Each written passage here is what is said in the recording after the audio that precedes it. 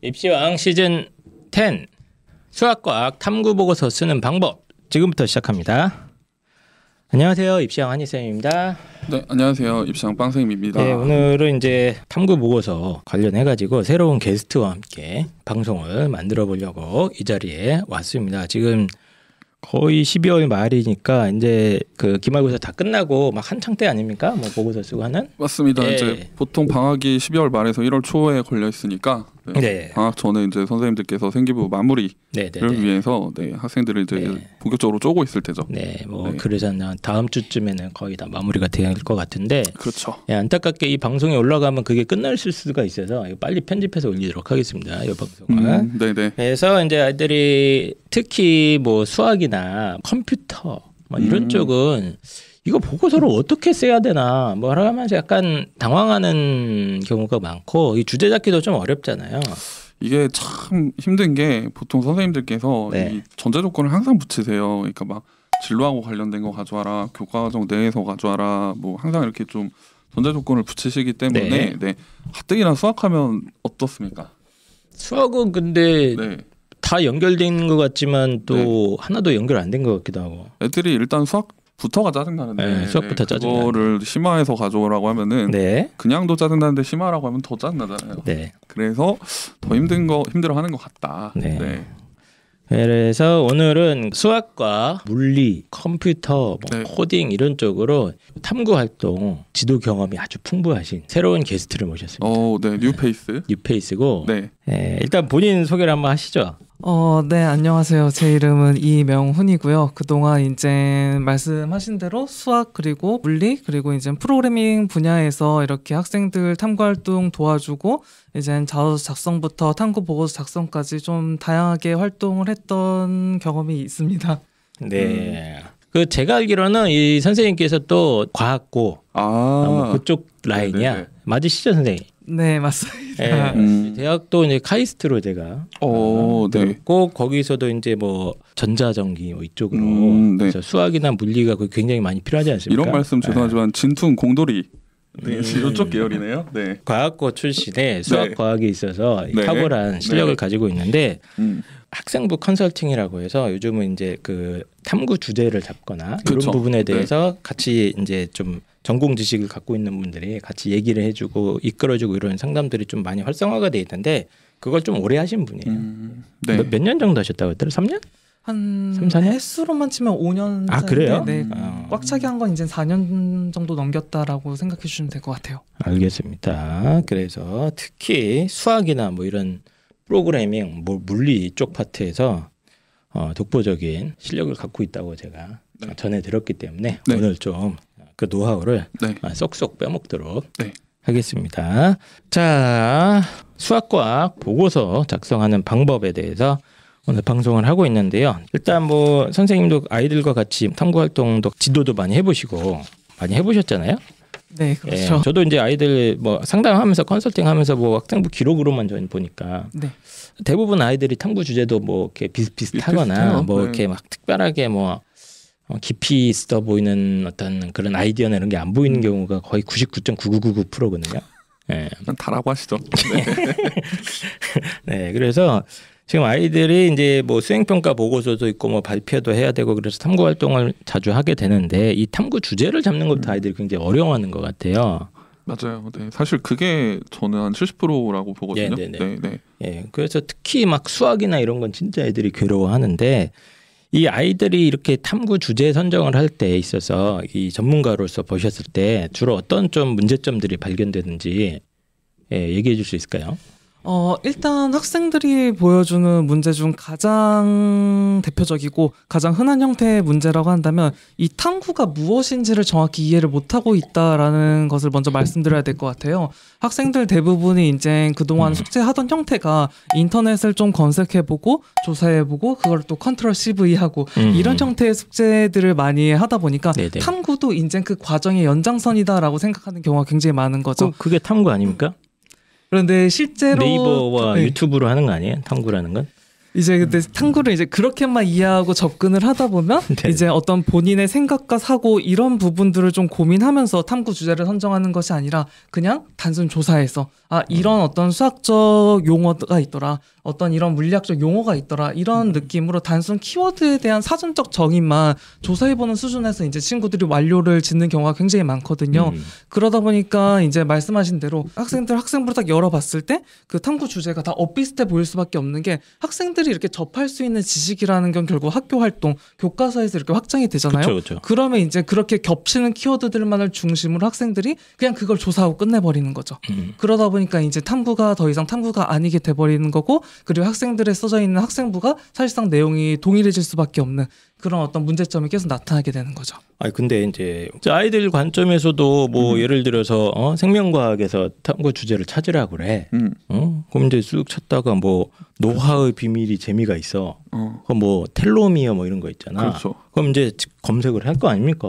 그래서 뭐 텔로미어가 뭐고 이것 때문에 노화 과정이 어떻게 발생하는지에 대해서 조사를 했어. 네. 야! 나는 이제 이해한 것 같거든. 인체의 비밀에 대해서. 그럼 이런 식의 이제 활동이 선생님이 봤을 때 이거는 그냥 조사다. 그렇죠. 사실상 조사인 거죠. 그냥 조사라고 해야지 이거를 우리가 탐구라고 부르기는 좀 어렵다. 맞습니다. 이런 말씀이신 거예요? 네. 아 그래요? 실제로 그 학생들이 말씀하신 대로 생명과학 같은 경우에는 키워드에 대한 공부가 이제 탐구 주제로 연결되는 경우가 없지는 않아요. 네네. 근데 이제 이 수학과 물리 그리고 프로그래밍 이제 이런 주제를 가지고 생각해 볼 때 친구들이 꼭 반드시 고려해야 될 점이, 이 분야들을 내가 단순히 수단으로서 바라볼 것이냐 아니면 목적으로서 바라볼 것이냐에 따라서 차이가 굉장히 커요. 일반적으로 우리가 탐구 소재로 삼는다 하면 사실 수단으로서 접근하는 경우가 더 흔하거든요. 근데 이제 학생들은 그 부분을 잘 모르다 보니까 그것을 이제 목적으로 삼고 이제 거기서 나오는 키워드들을 계속 조사할 수밖에 없게 되는 거죠. 네. 근데 실제로 이제 그런 키워드들을 목적으로 삼고 조사하는 친구들은 어떻게 보면 진성의 수학과를 가겠다 하는 친구들이 아니고서야 크게 쓸모가 없어지는 거죠. 네. 저희들이 이제 공학과 과학이라고 이제 분류를 좀 하는데, 네. 이제 이 공학 같은 경우에는 저희들도 이제 학생들에게 설명을 해줄 때 이제 공학은 필요에 의해서 탄생한다라는 말을 종종 해줘요. 네네네. 근데 과학은 정말로 궁금증, 내가 한번 알아보고 싶다, 공부해보고 싶다, 이런 과정에서 탄생한다라고 이야기를 해주는데, 근데 이제 수학 그리고 컴퓨터 공학 그리고 물리학, 특히 이런 분야들은 이제 학생들 같은 경우 몇몇 아주 극소수의 네. 학생들을 제외하고는 공학으로서 접근할 필요가 있거든요. 네. 근데 그러지 못하고 약간 과학처럼 생각하는 경우도 있고, 그러다 보니까 결국 키워드만 찾아서 헤매게 되는 그런 일들이 많이 생기게 되는 거죠. 옆에 이제 선생님께서도 말씀하셨다시피 이제 학생들이 이런 과제를 받으면 일단 우선적으로 하는 게 인터넷 검색부터. 그거 찾아봐야지 또. 우리 항상 궁금하면 바로 구글, 네이버 들어가지 않습니까? 요즘 유튜브예요. 네. 나무위키, 그치. 예, 유튜브. 네, 맞아요. 그런데 이제 그렇게 접근하게 될 경우 사고가 제한될 가능성이 굉장히 클 수밖에 없거든요. 그래서 저 같은 경우에는 친구들이 탐구 주제를 찾는다 한다면 이제 인터넷을 검색하기 전에 먼저 아무 정보 없이 내 머릿속으로 내가 무엇을 궁금해하고 있었나, 내가 어디에 관심을 가지고 있었나, 이런 거에서부터 시작하는 것이 굉장히 중요하다고 한번 말씀드려보고 싶습니다. 근데 이제 우리가 생각이 보통은 없고, 그러니까 어저께 내가 막 수학학원에서 10시까지 막 수업 듣고 막 숙제하다가 지쳐 죽겠는데 그런 생각이 안 나지 않습니까? 우리 지금 시간도 선생님, 없고. 학교 선생님이 밤 12시까지 수업했어요. 근데 학원이 11시에 끝났어요. 그러니까 한 이제 시간 안에 주제를 바쁘고 찾아야 돼요. 그런데. 나 궁금한 거 없는데? 네. 이게 현실이란 말이죠. 지금 그 아주 좋은 말씀을 길게 해주셨는데 사실 뭔 소리인지 잘 모르겠거든요. 아니 그러면 진짜 탐구, 지금 왜냐하면 조사는 탐구가 아니다. 단순 조사는. 그렇죠. 그러면 선생님이 생각하시는 제대로 된 탐구는 뭡니까? 어떻게 하는 겁니까? 방금 전에 이제 학생들이 궁금한 점이 없다라고 말씀을 하셨는데, 네.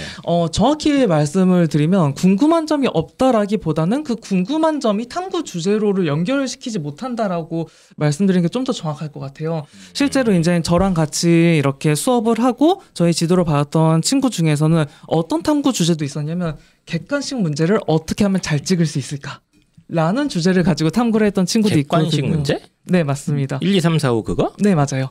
수능 문제 같은 경우에는 이제 거의 대부분이 객관식으로 이루어져 있잖아요. 그래서 이제 만약에 정말로 내가 찍는 전략만 잘 세워도 기대 이상의 성과를 얻어볼 수도 있지 않나라는 생각을 우리 어떤 학생이든 누구든 한 번쯤은 한번 해보지 않겠습니까? 뭐 그럴 수 있죠. 네. 근데 이제 이런 궁금증을 가지게 되더라도 이게 어떤 수학적 탐구로 연결될 거다라는 생각을 가지기 어려운 게 이제 친구들이 가지는 많은 어려움이거든요. 근데 실제로 이것을 어떤 탐구 주제로서 생각하게 된다면 그러면 이제 우리가 가지고 있던 지식들과 경험들을 이어서 어떻게 하면 이거를 수학적인 방식으로 접근해 볼 수 있을까를 다시 고민을 해보게 되는 거죠. 네. 그래서 조금 더 설명을 드리게 된다면 이제 많은 친구들이 또 알고 있는 소재 중에서 몬티얼 문제라는 게 있어요. 몬티얼 문제는 좀 대중적으로 많이 알려진 이런 문제다 보니까 네. 이제 이거에 대한 설명을 간략하게만 드리자면 이제 몬티얼 게임이라는 게 있었는데 네네. 이제 문이 3개가 있어요. 네네. 거기 참가자가 나와서 이제 이 문 중 하나를 선택을 하게 됩니다. 근데 이 문 뒤에는 한 곳에는 자동차가 있고 네. 두 곳에는 염소가 있어요. 네. 그러면 염소가 걸린다면 사실상 꽝이다라고 생각을 해줘야 되는 거죠. 네. 그래서 이제 참가자가 문을 하나 선택하게 되면 이제 사회자가 그 참가자가 선택한 문을 제외한 것 중에 하나를 열어줘요. 네. 염소가 있는 문을 열어주죠. 그 다음에 이제 참가자에게 물어보게 됩니다. 바꿀래 안 바꿀래? 바로 이런 게임이거든요. 그러면 이때 참가자는 바꾸겠습니다 또는 바꾸지 않겠습니다라고 선택을 할 수 있게 되는 거죠. 그럼 이게 제가 지금 네네. 잠깐 궁금한 게 그러니까 문이 3개 중에 내가 이제 염소가 아닌 걸 찾아야 되는데 그렇죠. 내가 뭐 2번 문을 골랐어. 그러면 이제 그 사회자가 다른 걸 하나 싹 열어주는 거야. 그렇죠. 맞죠? 맞아요. 네, 맞아요. 그래서 사회자가 3번을 딱 열었더니 염소가 있는 거야. 네. 그러면 이제 내가 2번을 골랐는데 1번으로 바꿀 거냐 2번으로 맞아요, 계속 갈 맞아요. 거냐 이거야? 그 왜 예능 보면은 이렇게 복불복 하잖아요. 복불복 같은 건데. 네, 맞아요. 복불복 할 때 마지막에 꼭 그러잖아요. 야, 바꿀래? 바꿀 거냐 말 거냐. 그거랑 비슷한 거라고 보시면 돼요. 네. 근데 이게 뭐 수학이랑 무슨 상관이야? 이제 들어보시면 돼요. 이제 그 안에 심리학적 노림수도 있지만 사실 굉장히 수학적인 어떤 논리가 많이 적용된 게임이거든요. 그래서 일단 결론부터 말씀드리자면 이 몬티올 게임이 금방 폐지가 돼버렸습니다. 왜냐면 수학적으로 너무 유리한 방법이 확실하게 있었거든요. 그래요? 네, 맞습니다. 이제 이때 활용되는 지식이 바로 조건부 확률이라는 지식이 되는데 나 그거 들은 것 같은데? 그 옛날에 했잖아 우리가요? 고등학교 때 배웠잖아. 진짜요? 네, 맞아요. 네, 조건부 확률이라는 조건부 확률을. 네, 이 지식을 여러분들이 고등학교 때 배우게 됩니다. 약간 비운 것 같은데 네. 하여튼 설명해 보세요. 네, 그래서 이제 이 몬티올 딜레마에서 결론만 말씀드리자면 바꾸는 것이 무조건 유리하다라는 결론이 나와버려요. 근데 이 결론이 단순히 이제 내가 생각하기에 그런 게 아니라 수학적으로 조건부 확률을 통해서 아예 수식을 세운 다음에 계산을 해볼 수 있었던 문제라는 거죠. 그러면 이 방법을 우리가 수능을 풀면서 한번 적용시켜 볼 수 있지 않나라고 생각해 볼 수가 있게 돼요. 무슨 말이냐면 이제 수능 문제를 딱 만났는데 객관식 문제가 있잖아요. 이제 내가 하나는 정답이 아니라는 걸 좀 알고 있는데 근데 나머지는 이제 무엇을 선택할지 좀 어려운 상황인 거죠. 네네네. 그러면 이제 내가 그 게임의 참가자다라고 생각을 하면서 임의로 하나의 문제를 찍고 그 다음에 사회자의 입장이 돼서 내가 아니라고 생각한 거를 열어주는 거예요. 그 다음에 다시 선택지를 바꾸는 거죠. 이게 조건부 확률이라는 방식으로 접근했을 때 유리한 선택이 되거든요. 그래서 실제로 이런 방식의 접근이 정말로 객관식 문제를 맞추는데도 도움이 될 수 있냐 하는 형태의 탐구가 이제 이렇게 만들어질 수가 있게 되는 거죠.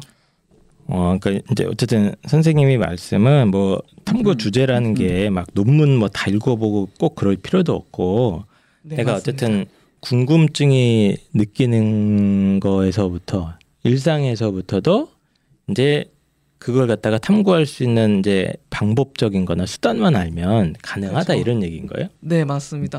그래서 저도 이제 탐구 주제를 생각할 때는 항상 친구와 함께 이야기를 해요. 네. 너의 취미는 무엇이냐, 무엇을 좋아하냐, 어떤 진로를 희망하냐, 그동안 너가 해왔던 활동 중에서 혹시 기억에 남는 게 있냐, 이런 것들을 이제 하나씩 이야기하다 보면 이제 그 안에서 결국에는 탐구 주제를 우리가 찾아낼 수가 있게 되는 거죠. 근데 어쨌든 간에 이제 아이들 차원에서 궁금한 것들도 이렇게 연결시켜 나가면은 가능하다는 건데, 근데 이게 나는 좀 아이가 스스로 막 이런 걸 모르면은 몬티올 문제 모르면은 이건 탐구가 불가능하잖아.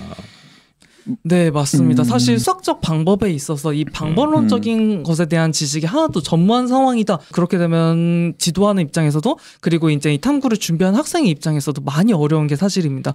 근데 이제 학생들이 많이 간과하고 있는 게 난 방법을 아무것도 몰라라고 생각한다는 게 큰 문제거든요. 이미 모든 학생들이 이제 알고 있는 지식 중에 아주 유명한 것 중 하나가 바로 방정식과 함수가 있어요. 네. 사실 방정식과 함수만 알아도 거의 모든 문제에 대해서 접근을 한번 시도해 볼 수가 있게 되는 거거든요. 근데 이제 방법이 어떤 방법론이다라고 생각을 못 하게 되는 거죠. 조금 더 설명을 어렵다, 아마 전달이 잘 안 되실 것 같은데 일반인의 언어로 네. 조금 더 이제 이어서 설명을 해드린다면 방정식과 함수는 아마 다들 아실 거예요. 근데 제가 만약에 방정식과 함수가 뭐가 달라요? 라고 물으면 답변이 어떻게 속 시원하게 나오시는 학생이 있을까 싶거든요. 뭐라고요? 방정식이랑 방정식과 함수랑. 함수가 무엇이 다른가요? 이제 우리가 항상 쓰지만 이게 어떻게 쓰는지는 이제 많이 모르고 있는 경우가 많아요. 네네네. 그런데 이제 딱 이렇게만 이해하면 확실히 이 방정식과 함수도 방법론이 될 수 있겠구나라고 생각할 수 있을 거예요. 네네네. 방정식은 정답을 찾는 것이고 네. 함수는 변화를 찾는 것입니다. 이게 무슨 말이냐면 방정식에서 우리가 문제를 풀 때 생각하면 되거든요. 방정식 가지고 문제를 풀 때는 X, Y 구하는 거 아니야? 그렇죠. 그냥. 네. X와 Y의 값을 찾아요. 네. 근데 함수 같은 경우는 X가 변화할 때 Y는 어떻게 변화하는지를 찾게 되는 거죠. 그 둘의 관계에 대해서. 네, 맞습니다. 그래서 저희들이 어떤 문제를 바라볼 때 나는 이 문제에 대해서 정답을 찾고 싶어 한다면 네. 방정식을 떠올리면 되는 거고 나 이 문제 어떤 문제의 정답이 아니라 이것이 변화할 때 다른 요소가 어떻게 변화하는지를 알고 싶어라고 생각한다면 네. 함수를 찾게 되는 거죠. 방금 말씀하셨던 거를 가지고 제가 살짝 예시를 만들어 본다면 네네네. 우리 이제 학생들이 공부를 참 안 한다. 네네. 라고 이제 말씀을 하셨잖아요. 네, 공부를 안 해요, 애들이. 그러면 이렇게 공부를 하는지 안 하는지를 한번 이제 좀 찾아보고 싶다, 알아보고 싶다라고 한다면 네. 이런 것들을 한번 해볼 수도 있을 거예요. 내가 과연 책상 앞에 오래 앉아 있는 것이 나의 실력 향상에 어떤 도움이 될 수 있을까 한다면 이거는 우리가 함수로 생각해야 될까요? 방정식으로 생각해야 될까요? 잠깐 책상에 앉아 있는 시간이랑 네. 실력 사이의 관계를 한번 생각을 해보자. 그렇죠. 이거는 그럼 변화니까 함수네. 그렇죠. 네. 그러면 내가 얼마나 앉아 있는지에 따라서 실력이 어떻게 변화하는지를 보게 되는 것을 그리고 함수라는 것을 우리가 손쉽게 알 수가 있어요. 네. 그럼 이제 여기서부터 또 고민을 하게 되는 거예요. 함수인 건 일단 알겠는데 그러면 어떤 함수로 찾아봐야 될까? 이제 여기서부터는 인터넷을 찾아보고 책을 뒤져보고 이러면서 함수적 접근에는 어떤 방법이 있는지를 고민하게 되는 거죠. 그러면 이제 뭐 기존에 관련된 연구나 이런 게 있을 수도 있는 거고. 그렇죠. 물론이죠. 거기서 좀 힌트를 얻을 수도 있는 거고. 이렇게 네, 된다. 맞습니다. 그러면 이제 우리 반 애들 왜 이렇게 시끄럽냐, 공부도 안 하고 이런 어떤 문제 의식에서부터 그러면 실제로 그 앉아 있는 시간과 실력 향상에 어떤 관계가 있을까라는 질문으로 이제 발전시켜서 그 함수 관계라고 그걸 한 다음에 그 함수를 막 찾아보려고 찾다 보면 뭐 하나 얻어 걸린다. 그렇죠. 그렇게. 네. 이거 어려운데 근데 이거. 이거 이제 이게 언뜻 봤을 땐 어려워 보일 수 있는 게 맞아요. 근데 조금 더 쉽게 생각하면 생각보다 간단해지거든요. 함수라는 거는 네. 이제 누군가가 만들어준 것을 사용할 수도 있지만 우리들이 직접 만들 수도 있는 거예요. 예를 들어서 방금 이야기한 예시로 계속 제가 요즘 힘든 게 하나 있어. 뭔데요? 밤에 잘 때 깨서 네. 소변이 나오는 거야. 진짜로. 그거 계속 그냥 해서 무슨 진단명이 있는데. 네. 그래서 이게 왜 그런가 몇 번이나 가세요? 생각을 좀 자다가? 하거든요. 네. 요즘은 근데 거의 한 달 딱 된 것 같아. 자다가 몇 번이나 가세요? 보통 한 3시, 5시쯤에서 2번 정도 계속 깨요 제가.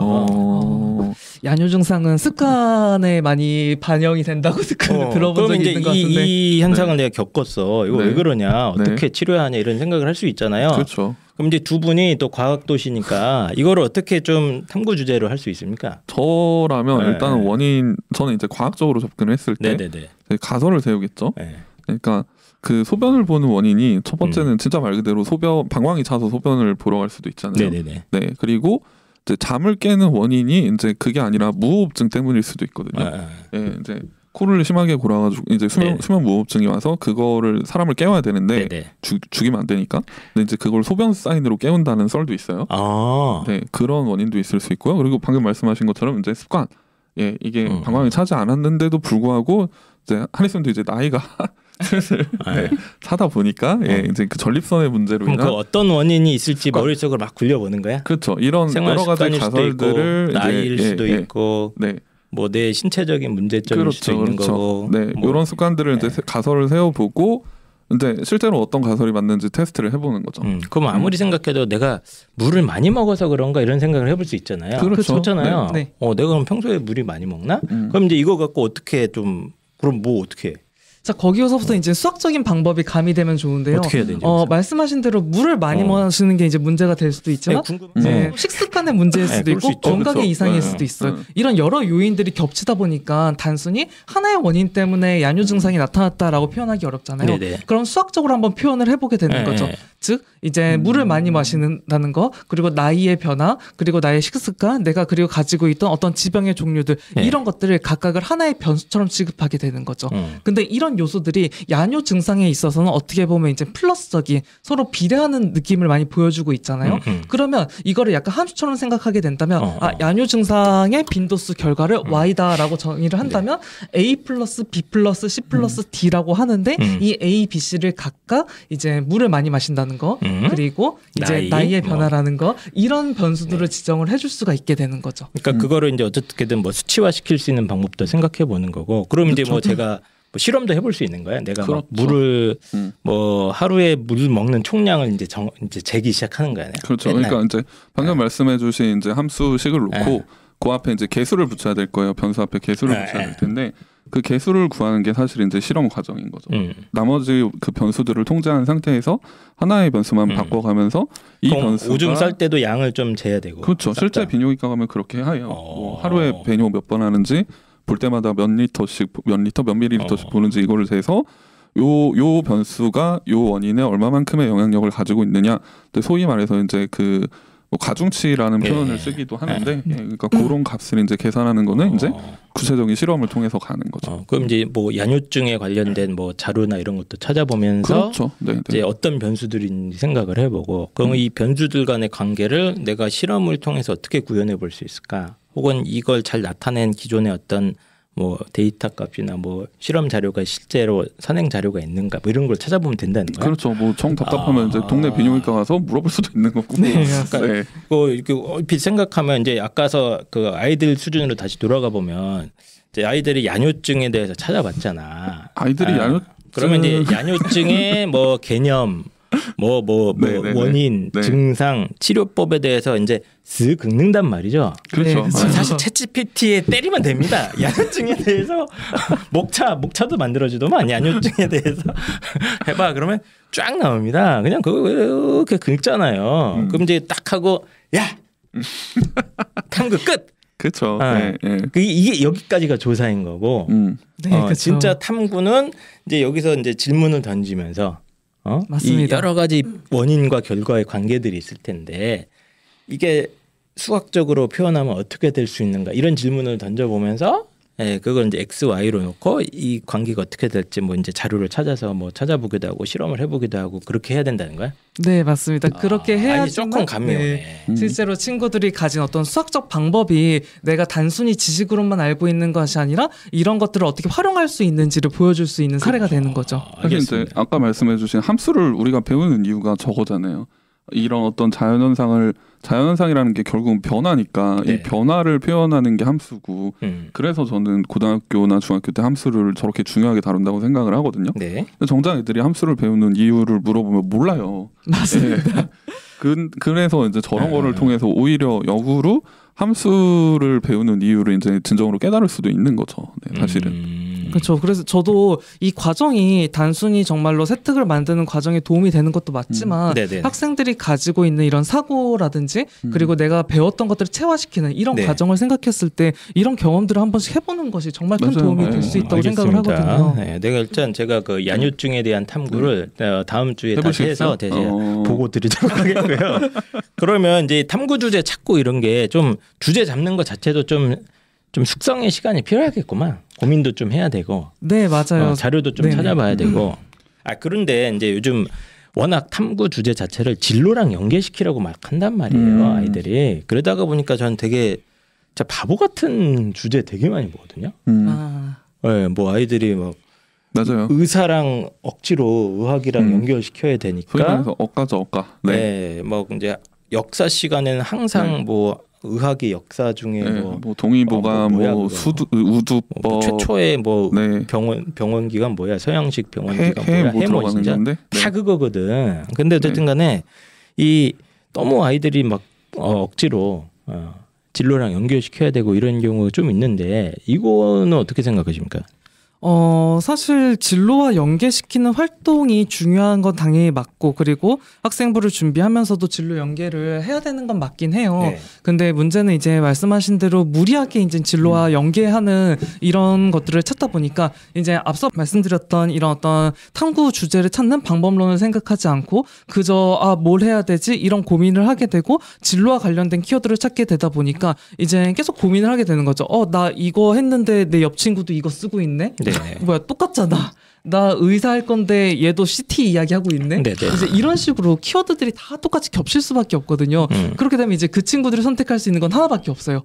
CT가 안 돼? 그럼 MRI. MRI 안 돼? 그럼 PT, MRI? PT, 막 이런 식으로 난이도를 계속 높이기만 하는 거죠. 어떤 좀 학생가 가진 어떤 경험을 통해서 독창적인 탐구 주제를 찾는 게 아니라 그저 키워드의 난이도만을 높여갖고 이제 해결을 하려고 이렇게 하다 보니까 좀 무리수를 두게 되는 그런 경우가 많지 않나 싶습니다. 저 말이 너무 공감이 가는 게 전 진짜 생기부에 CT 보이면 찢어버리고 싶거든요. 솔직한말로. 이게 무슨 얘기예요 근데 이게? 이 CT가 적분의 원리 라고 해야 돼. 이게 진짜 적분의 원리라고 하기도 좀 민망한 것 같은데. 세특에 수학 세부 특기에 아이들이 보통 이제 수학과 진로를 연결시켜라 하면 생명과학이나 뭐 의대 쪽 하는 아이들이 이제 CT, MRI 여기에 수학적인 원리가 들어 있으니 그거를 이제 조사해서 내본다 이거예요. 그러니까 제가 올해 수능 끝나고 의대 쓰는 애들 면접을 1차 합격한 애들의 면접을 한 100여 장 가까이 봤는데 요즘 많이 하시죠 일. 네, 일부러 다 해봤어요. 한 명 빼고 풀이의 변환이 다 들어가 있었어요. 뭐야? 풀이의 변환이라는 게 있는데 뭐 아시잖아요. 풀이의 변환이 고등학생이 할 게 아니잖아요. 풀이의 수학자 이름이에요. 풀이의 변환이라는 게 다 들어가 있고 풀이의 변환. 그리고 CT, MRI도 제가 장담하는데 생명과학 하는 친구들의 우리나라 아이들의 생기부에 95% 이상 들어있다는 제 팔목을 걸 수 있습니다. 그 정도로 애들이 많이 하는데 그 난이도를 올린다는 거에 제가 너무 공감하는 게 이게 요즘은 또 이 유행이 미적분 세특의 그 메디컬하는 친구들은 미분 방정식을 그렇게 많이 써요. 네네네.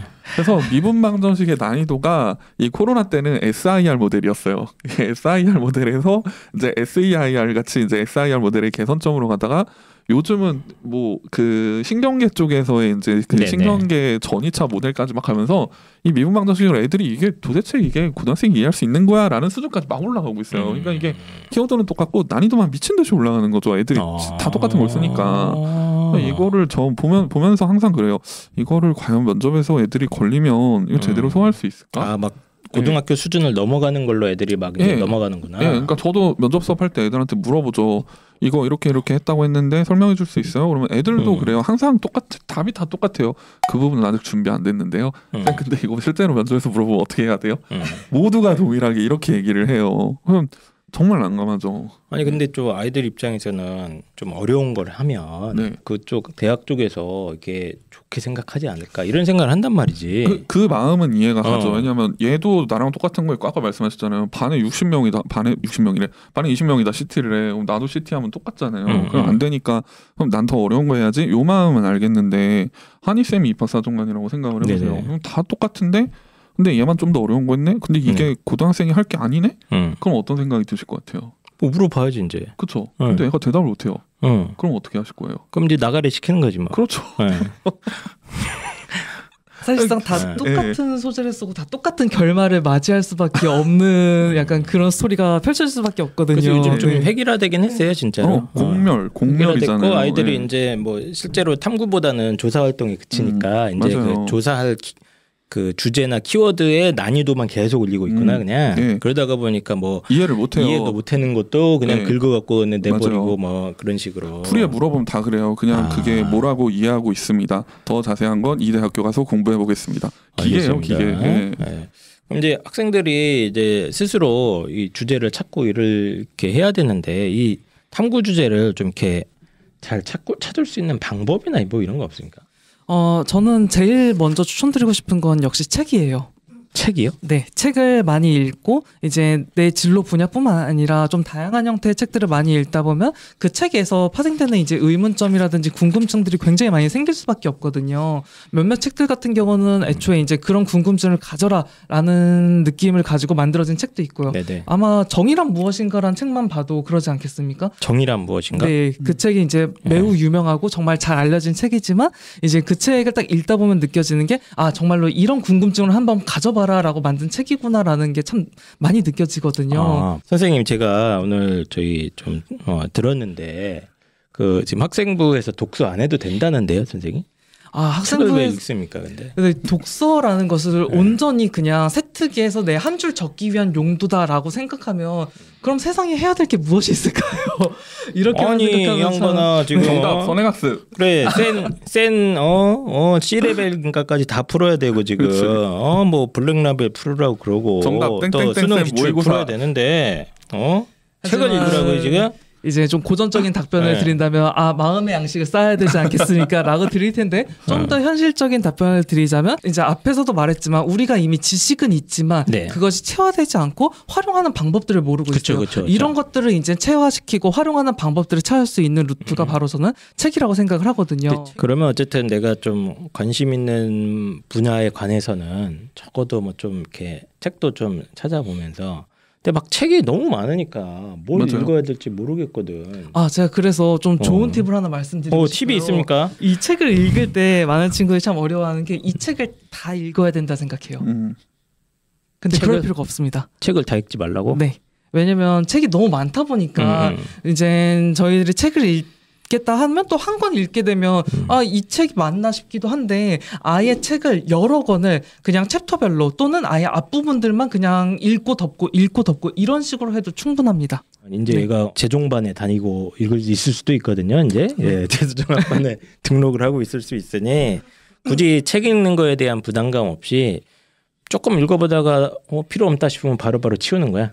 네, 그렇죠. 왜냐면 이제 저도 오늘 이렇게 말하다 보니까 좀 신나서 이것저것 이야기하고 있는데 지금 약간 신나졌어요. 네. 그 이 책 쓰는 작가도 사실 어떻게 보면 좀 비슷한 부분이 있는 것 같아요. 네. 작가분들도 보면 앞에는 되게 신나서 쓰는데 뒤에 보면은 되게 좀 지루해지는 책이 정말 많습니다.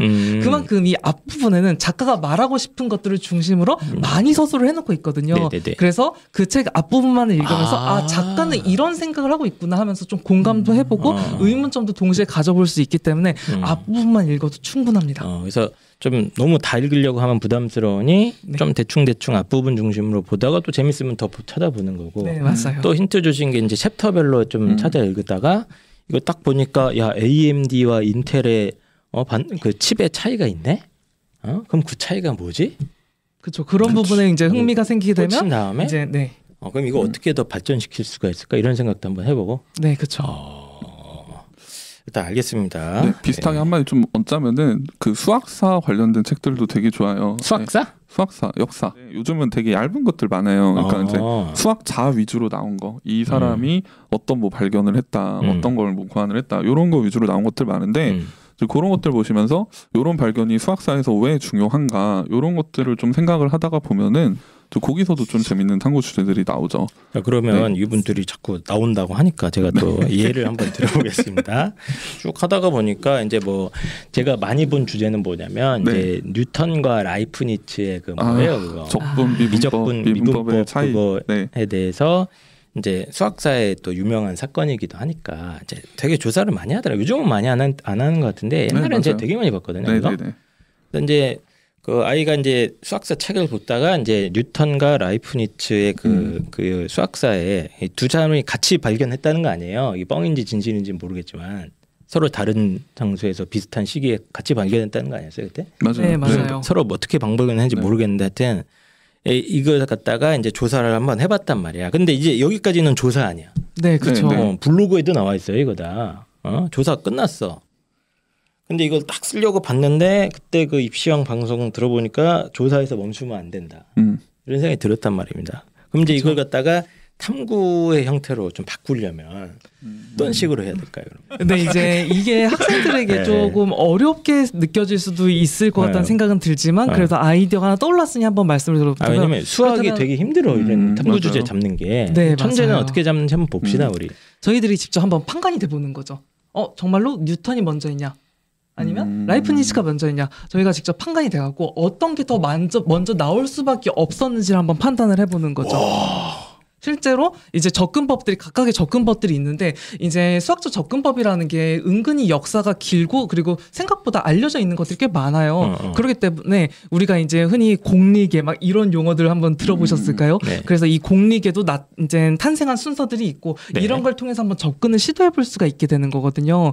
그러면 역사적으로 봤을 때 이제 이 둘이 이렇게 말하고 있는데 이 방법을 생각해 봤을 때 이런 접근 방식을 봤을 때 아무래도 이 사람의 손을 좀 들어줘야 될 것 같다. 왜냐하면 우리가 일반적으로 그냥 자연스럽게 생각했을 때 이게 먼저 떠올라야 돼 라는 걸 한번 접근을 해볼 수도 있는 거죠.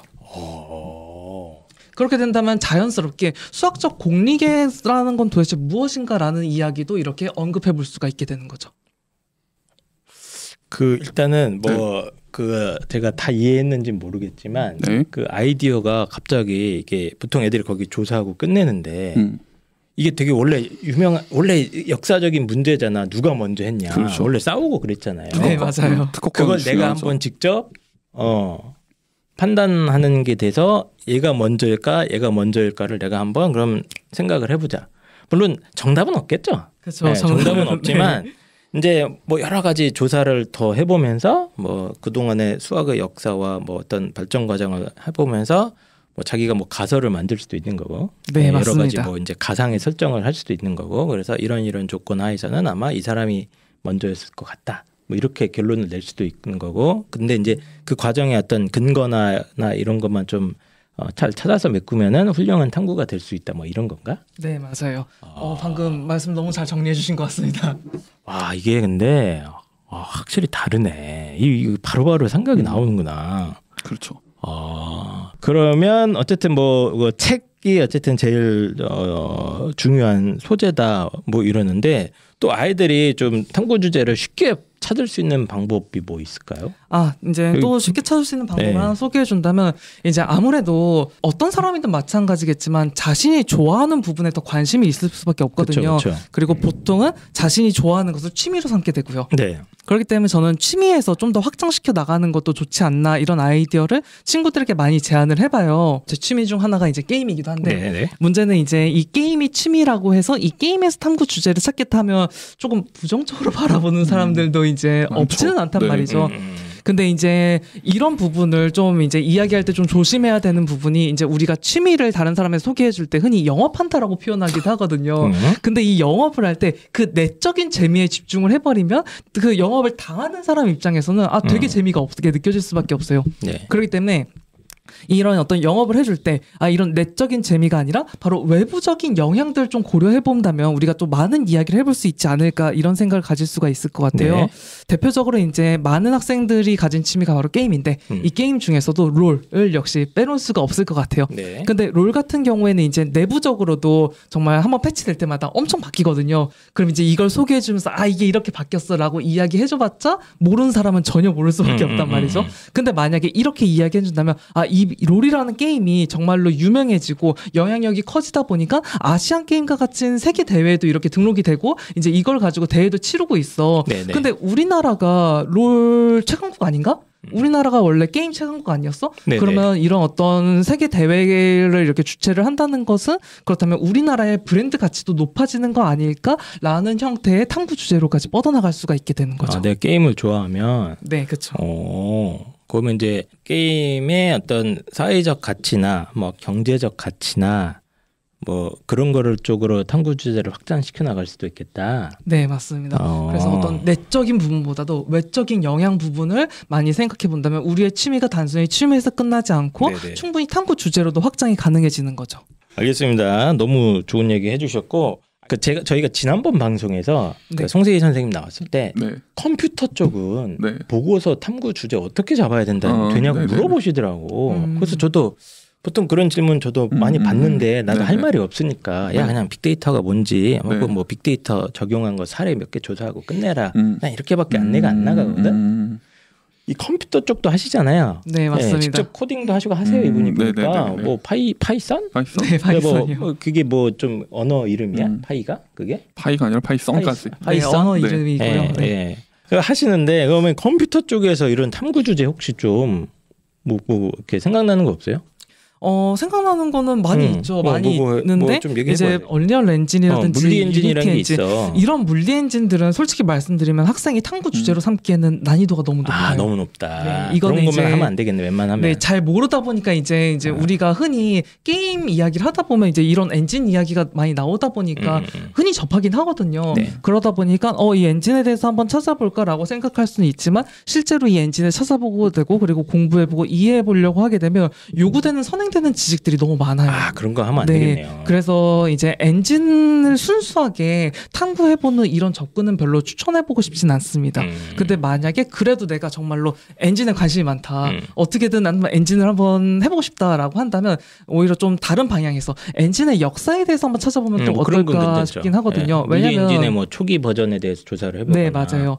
최근에는 이제 엔진을 개발하는 팀이 따로 있어요. 근데 과거에는 게임을 만드는 사람이 곧 엔진을 만드는 사람이었어요. 네네네. 그래서 엔진을 만들고 게임을 만들고 이런 형태로 많이 진행이 됐는데 이제는 이제 분업화가 되고 전문화가 되다 보니까 이제 많이 분류가 되었고 그러면서 수많은 과정들이 있었거든요. 이런 역사들을 알아보면서 과거에는 이제 어떻게 이제 하나로 같이 이렇게 만들 수가 있었냐, 그리고 이런 엔진의 역할은 어느 정도가 있었냐, 이런 부분을 찾아보는 것도 이제 이 업계에 대한 그리고 이 프로그래밍 분야에 대한 이해다라고 한번 이야기를 해볼 수도 있게 되는 거죠. 네. 근데 물론 학생들이 궁금해할 만한 점은 이런 것보다는 그래서 프로그래밍 어떻게 해야 되나요? 네, 이런 쪽에 대한 궁금증이 굉장히 많을 것 같아요. 쪽으로 이 주제를 이제 제가 살짝 이야기를 해준다면 이거는 수학적 접근과 차이가 없어요. 즉 수단과 목적을 꼭 생각을 해야 되거든요. 만약에 프로그래밍 언어 자체를 순수하게 목적으로 두고 한다면 막 기계어라든지 이런 아주 깊숙한 부분으로 들어갈 수밖에 없어요.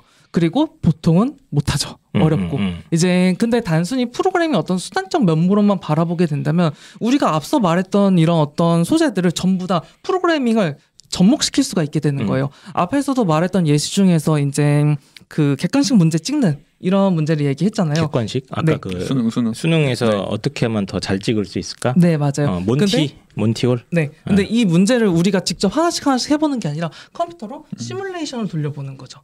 그래서 이런 시뮬레이션을 하기 위해서 내가 코딩으로서는 어떤 방식의 알고리즘을 구성했으며 어떻게 접근했는지를 설명해 줄 수가 있는 거죠. 뭐라고요? 자. 그게 컴퓨터로 돼? 되죠. 컴이 이제 제일 좋은 거는 간단한 작업을 반복적으로 집중력 있게 시키기에 제일 좋은 게 컴이다. 이제 이런 거라고 생각하시면 좋을 것 같은데, 그러니까 확률이 이게 주사위를 하나 던졌을 때 1이 나올 확률이 6분의 1이다잖아요. 근데 이거를 한 2만 번 던지기 시키는 거예요. 그랬을 때 실제로 6분의 1이 나오는지를 확인시키면 이제 된다는 말씀이신 거죠. 그러니까 방금 말씀하신 그 알고리즘을 컴한테 시키게 하는 거죠. 그래서 실제로 뭐 수능 문제를 한 200문제 한 2000문제 풀리게 하고 그 확률을 이제 보는 거죠. 그럼 내가 한 게 맞나 틀리나.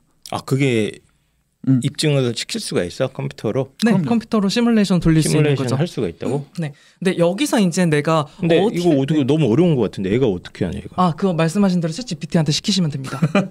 그래서 코딩을 직접 할 수 있으면 좋긴 좋아요. 근데 코딩도 언어거든요.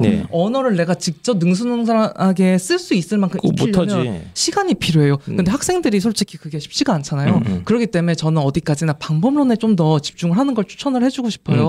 이제 제가 앞서 말했던 이런 예시에서도 수학에 집중하냐 그리고 이 컴퓨팅 분야에 집중하냐에 따라서 방향이 정반대가 될 수가 있거든요. 앞서 이야기했던 이제 이 객관식 문제 찍는 문제에서 만약에 수학 쪽에 집중한다면 이 조건부 확률이 경우에 따라서 어떻게 변화하는지 사회자의 선택에 따라서 이 조건부 확률이 어떤 식으로 파생되는지를 이야기하면서 또 베이지주의라든지 빈도주의 이런 식으로까지 수학적 지식을 확장시켜 나갈 수 있다면 이것을 이제 컴퓨팅 분야로 좀 생각해 본다면 그렇다면 내가 이제 컴퓨터로 사용해갖고 얘가 숫자를 랜덤하게 선택하게 할 건데 이 랜덤하게 선택하기 위한 방법에는 무엇이 있지? 라고 고민을 하게 되는 거죠. 그러면 랜덤, 즉 난수를 만들기 위한 알고리즘들, 방법론들을 찾다 보면 메르센 트위스터라든지 아니면 선형제곱법이라든지 이런 형태의 어떤 컴퓨팅에 있어서 필요한 지식들을 쌓아갈 수가 있게 되는 거죠. 컴퓨터 프로그래밍은 이제 방법론적으로 접근을 해서 네. 뭔가 내가 어떤 상황을 만드는데 이걸 한번 써본다거나 네, 맞습니다. 그렇게 해보라는 거구나. 네, 그렇죠. 그러니까 어쨌든 뭐 코딩 하는 애들 요즘 배운 애들도 꽤 많잖아요. 네, 뭐 네, 파이썬 네, 네. 정도는 뭐 중학교 때도 살짝 배우고 하는 것 같더라고. 네, 학교에서도 많이 배워요. 코딩이 뭐니 많이 배워요. 그러니까 네. 이제 그 기초적인 지식만으로도 내가 궁금한 문제에 대해서 그걸 한번 뭐 시뮬레이션을 돌릴 수 있게 한번 만들어 보거나 뭐 아까 뭐 빵생 같은 경우에 뭐 주사위를 뭐 6 실제로 이게 몇 프로야? 그럼 6분의 1이 몇 프로예요? 그러면 12%? 네, 네. 그럼 그걸 갖다가 내가 이렇게 실제로 이걸 알고리즘을 짜면 이렇게 주사위 던지는 거 시뮬레이션 할 수가 있어요? 네, 충분히 할 수 있는 그래요? 거죠. 그럼 그런 걸 내가 한번 만들어 보는 것만으로도 고등학생 수준에서는 충분히 가치 있는 일이 될 수 있다. 네, 그럼요. 심지어 어떤 친구 같은 경우에는 그래? 정말 순수하게 게임을 좋아하는 친구였거든요. 이제 많은 친구들이 마인크래프트란 게임을 좋아하는데 네. 그 친구는 마인크래프트를 그냥 즐기는 걸 넘어서 이제 모드를 직접 만들어내는 그런 활동까지 했어요. 그래서 실제로 이제 모드를 어떤 식으로 컨셉을 잡고 내가 여기서 중요시했던 코드가 어떤 거였는지를 이런 것들을 소재로 삼아갖고 이렇게 학생부에 실기도 했던 그런 친구도 있었습니다. 썼어요 그거를? 네.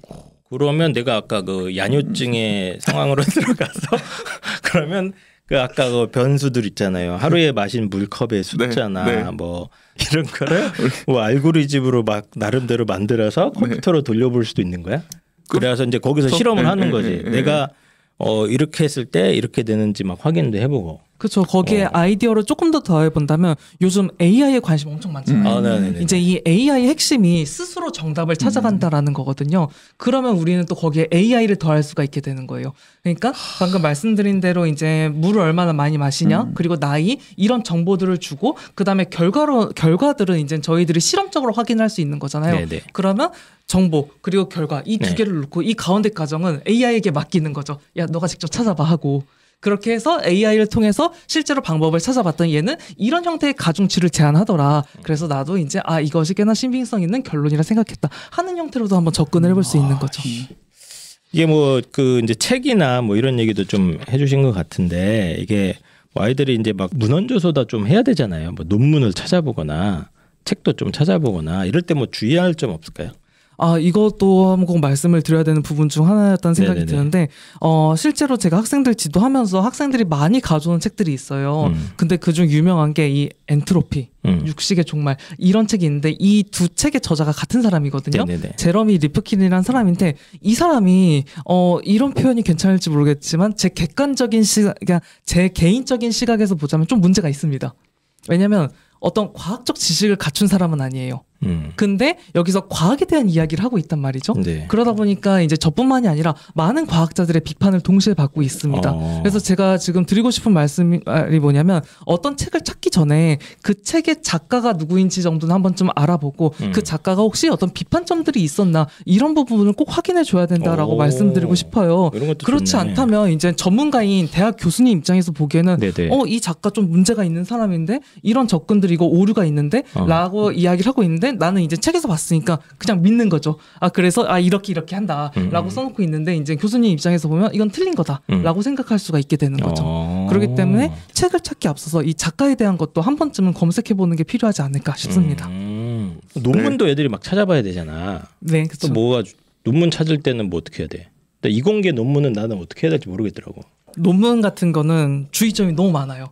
너무 많다 보니까 이걸 하나하나 짚어드리긴 좀 어려운데 네네. 그래도 일단 하나를 조금 일단은 가장 먼저 생각해야 되는 것이 제발 학사 석사 논문은 조금 치워주시는 게 왜냐면 논문이라는 결국에는 개인의 가설을 어떤 식으로 검증하는지를 보여주는 게 논문이거든요. 네네네. 근데 이제 그분들은 이제 비하거나 뭐 그런 건 아니지만 아무래도 그 방법론적인 부분에서 많이 좀 부족함이 있을 수밖에 없습니다. 지난번 저희가 네. 방송할 때는 네. 석사급 논문이 네. 아이들이 읽기는 쉽다. 그렇죠. 읽기는 그리고 쉽죠. 석사들이 그 논문에 보면 석사 논문 되게 길잖아요. 네, 맞아요. 엄청 막 100페이지 이러잖아요. 거기에 이제 그 이론적 배경, 인트로덕션. 예, 이론적 배경에서 좀 정리해 놓은 부분이 있어. 그건 아주 좋죠. 야, 그거 이렇게 베끼기가 좋단 말이야. 아이들 입장에서. 그래서 우리 이제 그런 거 참고할 만하다 이런 얘기를 했었는데 이제 선생님께서는 그런 논문에 이제 좀 결론적인 거를 갖다가 뭐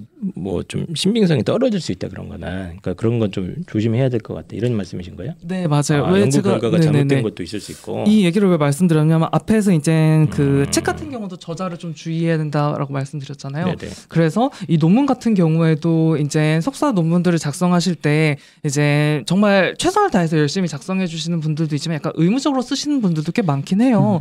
그러다 보니까 그 방법론이라든지 그리고 근거로 삼은 것들이 네네. 좀 미흡한 접근들이 꽤나 많다 보니까 네네. 이제 그 석사 논문을 참고해서 탐구 주제를 잡은 친구들이 오해와 오류를 이렇게 내포하고 있는 경우가 굉장히 많더라고요. 그래서 이런 부분을 좀 조심할 필요가 조심할 있고 필요는 있다. 네. 그런 그리고 거는 방금 말씀하신 대로 비판적 읽기를 네. 해야 된다는 것 같아요. 논문 볼 때도 이 논문의 모든 부분을 볼 필요가 없이 초록 네네. 딱 그 부분만 제대로 읽고 나면 아, 이 작가가 이 글쓴이가 이런 이야기를 하고 싶었구나라는 걸 확인할 수가 있거든요. 그럼 그런 부분만 확인하더라도 친구들에게 있어서는 정말 큰 도움이 될 수 있습니다. 아 그래요? 네. 아, 너무 어려운 거는 그냥 초록에서 기본적인 아이디어 막 그런 것만 조금 이제 이렇게 살짝 참고만 하는 정도로 어차피 네, 다 이해는 맞아요. 안 되니까. 네. 왜냐하면 어떤 문제라도 접근 방식이 다른 거지 이제 해결 자체는 어느 정도 누구라도 얘기를 할 수 있어요.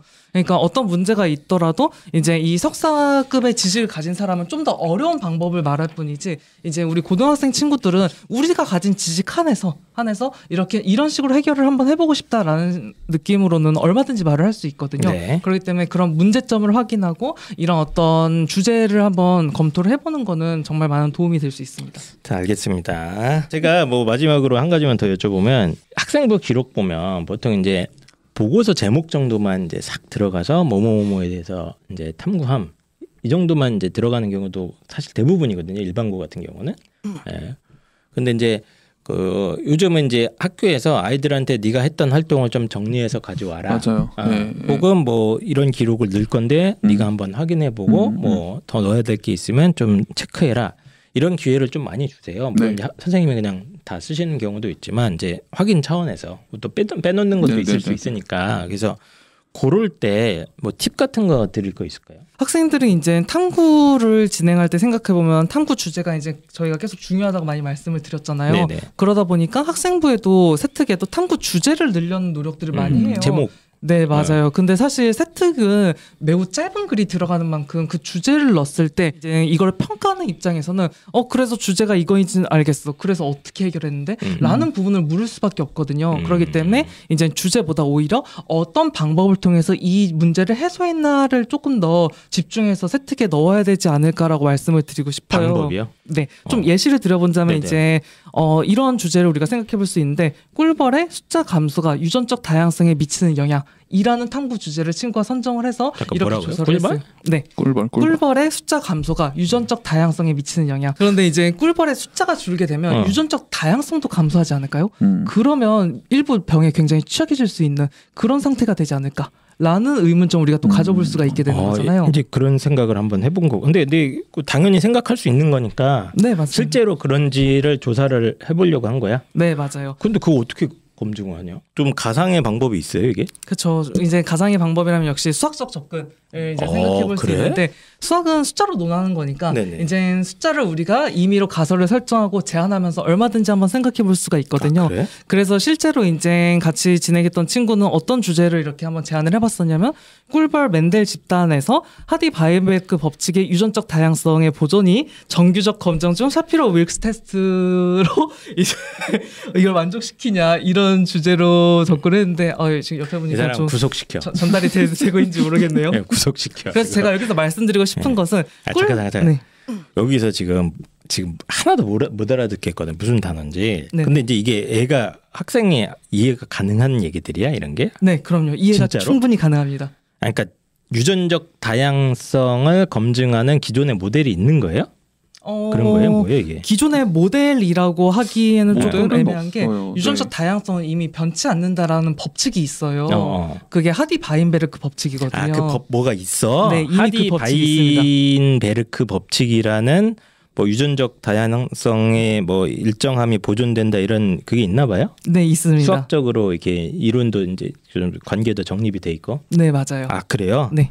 그럼 이것만 잘 찾아서 그 변수만 이렇게 바꿔서 넣으면 이거를 한번 해볼 수가 있어. 네, 그렇죠. 근데 이제 저희들이 이거는 너무나도 어렵다, 어떻게 보면 네. 당연하지만 숫자가 결국에 너무 많이 줄면 유전적 다양성이 유지가 안 될 거라는 거 사실 어떻게 보면 되게 상식적이고 되게 당연하잖아요. 네네. 하디 바인베르크 법칙도 그러기 때문에 그것이 통용되는 어느 정도 수준이 있게 되는 거거든요. 그러면 이 꿀벌을 예시로 삼아서 그러면 숫자가 어느 정도까지 감소하면 이 법칙이 깨지게 될까? 라는 부분을 생각해 볼 수가 있는 거죠. 그렇게. 그거를 조금 더 어렵게 표현하면 정규성 검증과 샤피로 윌크스 테스트라고 표현을 한 거에 불과합니다. 근데 이제 이런 전문적인 방법들은 아무래도 공부를 해야 되기 때문에 이런 방법론들을 직접적으로 언급해주면 이거는 학생은 어렵고 이런 거 이 친구가 이렇게 좀 했구나. 어렵고 근데 어쨌든 간에 이제 여기서 핵심 아이디어는 얘가 좀 자료 조사는 많이 해봐야겠네. 네, 그렇죠. 유전적 다양성과 관련돼서 뭐 이거저거 찾아보다가 이런 법칙이 있다. 이게 뭐 대학에서 나오는 거야? 이거는 생명에서? 하디 바인베르크는 생2에 나옵니다. 아 생투에 나와? 네, 생2에 고등학교 나와요. 과정에서 이미 배웁니다. 심지어 이게 나오는 거구나. 빨리 얘기를 해주셔야지 그러면. 심지어 여기 나는 쓰고 뭐 있는- 어디서 무슨 뭐 나온 줄 알았네. 여기 쓰고 있는 수학적 방법 정규성 검증도 이제 단어가 조금 맞아요. 어려울 뿐이지 확률과 통계 통계 정규 나와요. 분포에서 배웁니다. 이게 나온 고등학교 네. 교육 과정에서 당신도 이루어지는 내용입니다. 하니쌤도 배웠어요. 하니쌤도 하디 바인베르크 배웠어요. 당신 교과 과정에 있어요. 아 진짜로? 네, 6차에 있어요. 나 약간 충격적이대. 나는 이게 너무 어려운 내용이라 이게 네. 애들이 할 수 있나 했는데 정규성 검증도 있어요. 그 당시 하디 확통에 베인베르크 들어있어요. 뭐 정육성 검증 이거 고등학교 교육 과정에 이미 있는 거니 심지어 배웠어요. 이걸 적용하면 네. 이게 아이도 한번 그 과정을 따라갈 수 있다 이거야? 네, 그럼요. 근데 이제 어쨌든 세부 특기 같은데 이제 선생님이 확인해라 했으면 자기가 어떤 방법으로 이 보고서에 접근했는지를 좀 이런 식으로 자세하게 넣어달라 이거야. 그렇죠. 이 방법론이 중요한데 왜냐면 만약에 세특에 이 학생은 꿀벌의 유전적 다양성이 감소하는지가 궁금했음이라고 써놓은 것과 이 학생은 꿀벌의 유전적 다양성이 감소하는지를 이제 통계적 알기 방법을 위해서 통해서 이렇게 해봤음. 뭐 하디 베인베르크 법칙과 뭐 정규성 검증을 통해서 뭘 증명하고자 노력함 이렇게 그쵸. 하면은 좀 달라진다. 그렇죠. 야, 이거 좀 다르네 진짜 뭔가 방법적인 걸 이렇게 넣어버리니까. 근데 이게 진짜로 내가 찾아본다 지금 생명체 있는지. 있어요. 진짜로 있어요? 네, 진짜로 있어요. 네. 어머님들 오해하지 마세요. 여기 다 있는 거랍니다. 왜냐면 지난번에 이제 방송했는데 이거 결국에는 애들은 혼자 못하는 거 아니냐 이런 얘기들이 좀 있었거든 댓글로 보니까. 근데 어쨌든 있긴 있다 교과서에. 네, 있습니다. 그거를 어떻게 갖다 붙이느냐의 문제구나 이게. 네, 근데 이제 아이들이 그게 잘 안 되긴 하겠죠. 그렇죠. 익숙하지가 않으니까. 예, 뭐 어쨌든 세특에서도 이런 방법론적인 부분이 뭐 들어가면 좋겠다. 뭐 이런 얘기신 것 같아요. 네, 그래서 뭐 저희가 굉장히 많은 얘기를 이것저것 많이 나눠봤습니다. 핵심은 이건 것 같아. 핵심은 되게 간단한 흥미나 궁금증에서도 거기서 어떤 관계나 뭐 이 변인 관계에 대해서 한번 생각을 해보고 그럼 이 관계에 대한 뭐 기존의 연구나 법칙들이 있을 수 있잖아요. 네네. 그렇잖아요. 그러니까 이번에는 이제 꿀벌의 전체적인 숫자와 뭐 유전적 다양성의 관계에 대해서 이 친구가 한번 생각을 해본 거 아닙니까? 네, 그렇죠. 너무 어렵게 생각하실 필요는 없다. 이제 우리들이 이제 흔히 가질 수 있는 이제 궁금증에서도 이제 그 X와 Y의 관계에 집중을 한 다음에 이 두 개에 대해서 미리 연구한 놈들이 있을 테니 그걸 막 찾다가 보면 그 뭐 하인 모시기도 나오고 그런 게 이제 나오면 이제 쉽게 하는 거고 그렇죠? 네. 어쨌든 조금 제가 이해는 됐습니다. 네. 왜냐하면 이게 수학이나 보고서 쓰는 게 애들 진짜 힘들어하거든요. 수학을 네, 특히 맞아요. 어려워하죠. 예. 제일 힘들어요 수학 쪽이. 맞아요. 그리고 네. 진짜 그냥 아까처럼 조사 정도 끝내거나 네. 다 뭐 CT에 활용된 적분의 원리. 맞아요. 네. 그거 뭐 그냥 블로그 치면 나오잖아. 그렇죠. 예, 구글링하면 나오는 걸로 애들이 다 통일을 하니까. 이렇게 긁어서 또 하고 그거 네. 하다가 이제 너무 다 똑같은 것 같으니까 이제 뭐 뿌리에 풀이에 변한 뭐 어디서 또 주소 들어갔고 또 갖다 갖고 이렇게 한다는 거잖아요. 그러지 말고 이제 이 여러 가지 변인들 간의 관계를 일상생활이든 취미 활동에서든 좀 집중을 해서 그 관계가 당연히 수학적인 게 들어갈 테니까 그러면 수학 보고서가 나오는 거네 뚝딱. 맞습니다. 맞습니까? 하여튼 뭐 이제 이 수학적 관계라는 게 난 그 말이 되게 인상적이네. 뭐가요? 방정식과 함수의 차이. 그거 아마 한이쌤 중학교 선생님들이 지금 들으면 오해할걸요? 어떻게든 찾아내면 그게 다 수학이니까. 저 자식이 저걸 이제 이해했다고 이러고. 아니 수학 보고서 쓰던 게 진짜 나는 힘들다고 생각을 했거든. 네네. 그러면 이제 어쨌든 긴 시간 동안 얘기를 해주셨는데 이제 빵쌤이 또 뭐가 있어서 또 가봐야 되고 그래서요. 그 마지막으로 그 좀 못하신 말이나 뭐 저희 청취자분들한테 하고 싶은 말이 있으면 좀 얘기해 주시죠.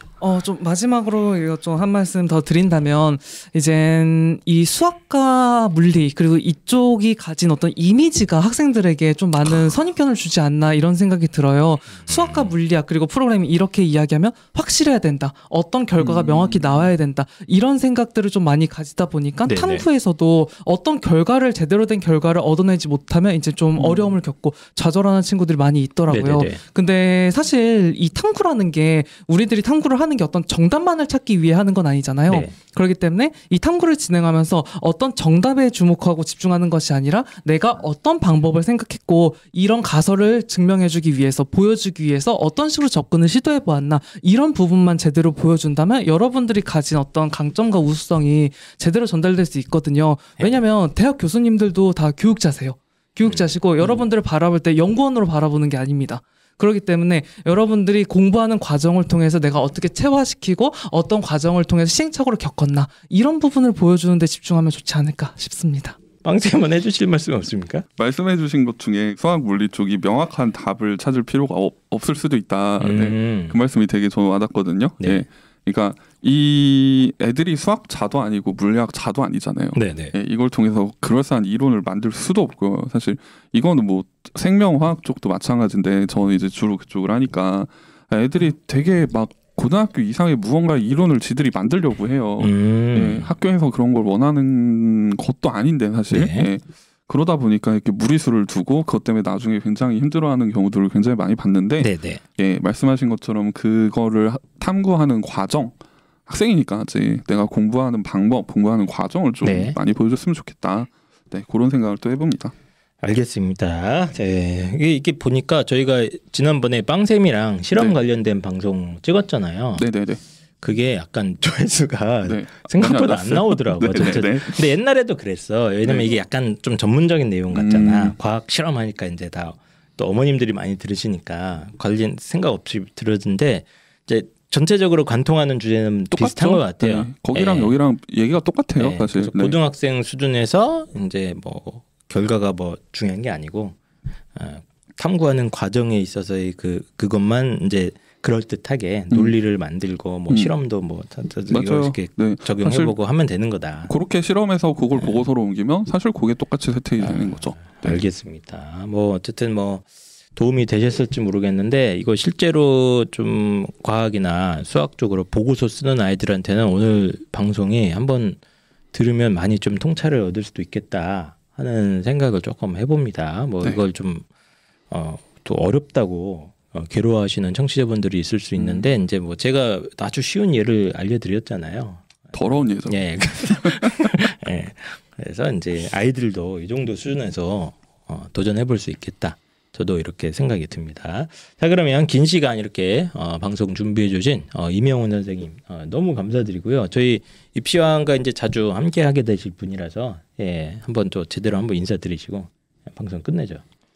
잘 부탁드립니다. 네, 앞으로도 이제 같이 이렇게 또 좋은 결과 만들어낼 수 있으면 좋을 것 같습니다. 맞습니다. 저는 지금 요즘 고민하는 문제가 뭐냐면 이제 2028 시대가 되면 대입 개편하는 핵심이 내신 5등급제잖아요. 그렇죠. 네, 그럼 어쩔 수 없이 이런 좀 그 내신으로 변별이 안 되는 부분을 탐구적인 부분으로 탐구 활동적인 부분으로 좀 변별이 되지 않을까 이런 생각을 사실 하고 있거든요. 그렇죠. 네. 그래서 이제 중학생들도 사실 그 준비를 해야 돼. 네. 그래서 맞아요. 제가 지금 이 시리즈로 지금 연습을 하고 있는 겁니다. 천천히. 네, 네. 입시왕도 어쨌든 변화하는 입시에 대비를 해야 되기 때문에 이런 또 우수한 젊은 인재들을 모으고 있습니다.